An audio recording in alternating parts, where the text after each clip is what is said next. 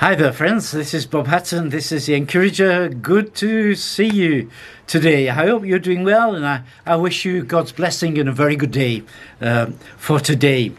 Over the past few days and weeks, and months, we've been looking at the Old Testament. It's been really a whirlwind tour of the Old Testament. We're going through it very, very quickly, going from one book to another book, from one event to another event. We've been looking at this character and then that character. And last week we came to a close. We finished Nehemiah, which is chronologically seen, it's the last book of the Bible, and that's belongs together as far as the time is concerned. It belongs at the same time as the prophet Malachi, and it just ends in quite a disappointment. We would maybe have hoped it would have ended different, but it's a disappointment. And we see that God takes mankind, and he takes the people of Israel through different phases, and some of these phases are good and they stay good for quite a long time, but they all end in failure, whether it's sin entered the world, whether it's how the Tower of Babel came to be, whether it's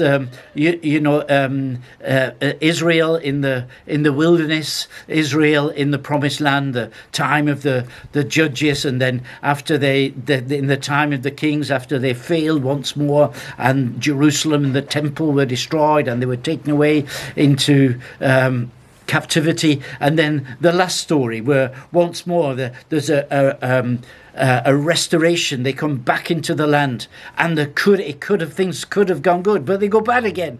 And this is quite a disappointment after we've been through 929 chapters, and what a disappointment it is. Now, of course, there are characters in the Old Testament which awaken faith in me. They are really good examples. I love Moses. I love also to read about Abraham. I love Joseph. His story is so inspiring. I think Joshua is a great man of God. There are quite a number of people, and some of the stories of some of the people in the Old Testament, they just read in written in 2 or 3 verses, but they're such an inspiration, and they really help me to move on in God. But generally, the whole story of the Old Testament is a disappointment, and it's not because God is a disappointment, and it's not because of these individuals I'm speaking about were disappointment,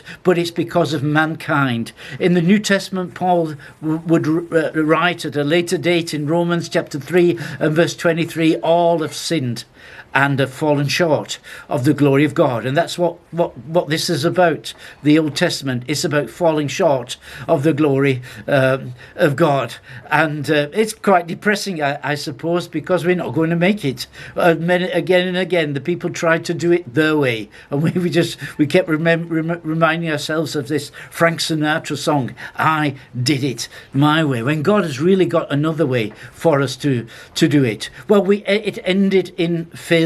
And then there's 400 years when God doesn't speak. Now again, I think individual people had a relationship to him. I think that individual people were able to speak to God, and God was speaking to them, but he wasn't speaking to nations. He wasn't speaking to mankind as a whole. And that changes when we come to the New Testament. And there's a wonderful verse in the book of Mark, when people come to gather around John the Baptist, who's probably this guy that Malachi is speaking about in the last few verses of his prophecy, that the time will come when I will send someone in the spirit and power of Elijah. And many people, including myself, believe that this person is John the Baptist, and he's telling the people to get ready because God is sending the one who he promised. And then we have this fantastic sentence at the beginning beginning of Mark's gospel, and it said,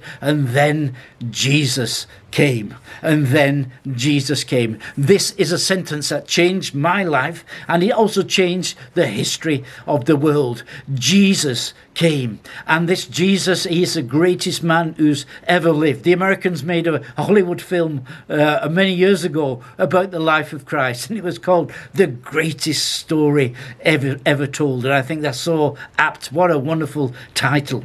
Now, the first 4 books of the New Testament, they're what we call the 4 Gospels, and gospel means good news, and it's good news about Jesus. It's 4 different accounts of his life. They don't contradict one another, they complement one another, and we're seeing the life of Jesus from 4 different viewpoints. And you know, there was a Jewish sect at the time when Jesus lived called the Pharisees, and the Pharisees were extremely religious, and they thought they were doing everything right, and they were living, they had a strong moral codex, and they tried to fulfill the law, but because it's impossible to fulfill the law, they cheated a little bit, and that they lived just a life of hypocrisy. Now Jesus says to them in one place, he says, now search the scriptures because you think that you got life in them, but actually they testify of me. And what Jesus is saying, these 929 chapters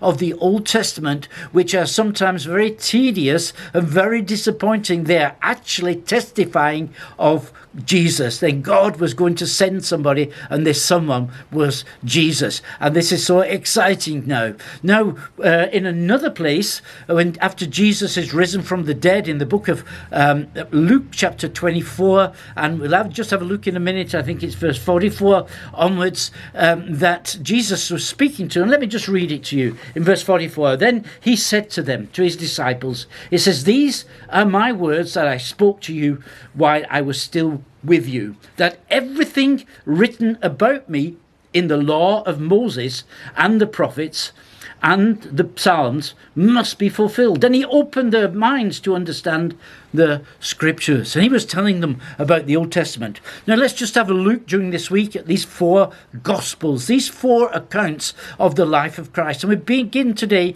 with Matthew. Now Matthew was a Jewish tax collector. He worked for the Romans. He wasn't a very popular person. The tax collectors weren't very popular with the Jewish people. But he was a Jew. He understood the Jewish mindset, and he wrote an account of the life of Jesus Christ from the viewpoint of a Jewish person.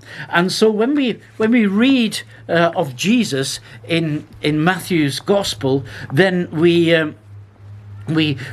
see that Jesus was the real Israel who succeeded where Israel actually failed. He was the true and better Adam, who prays in the garden and then obeys his father completely, whereas Adam, of course, disobeyed. He is the true and better Israel, who comes up out of Egypt and obeys God in the desert for 40 days, whereas Israel failed for 40 years. He's the true and better Moses, who promises in his sermon on the Mount that he has come down to heaven to fulfill the law of Sinai. And many of the non-Jewish people, they miss these points. But for the Jewish people, they were very important. And so Matthew is the one who speaks to the Jews, and the Jews could understand what he's saying. So it's important that we have this first book, Matthew. That doesn't mean that you as a non-Jew shouldn't read it, because there are many interesting things. And as you get to know a little bit more about the Jewish culture at the around the time of Jesus, things become to open up and become very interesting. Well, I'll leave you with this today, but it's very important that we see that with the coming of Jesus, hope is born and things will get better. Well, I do have a good day. God bless you. See you again. You're Bob Hatton. You're encourager.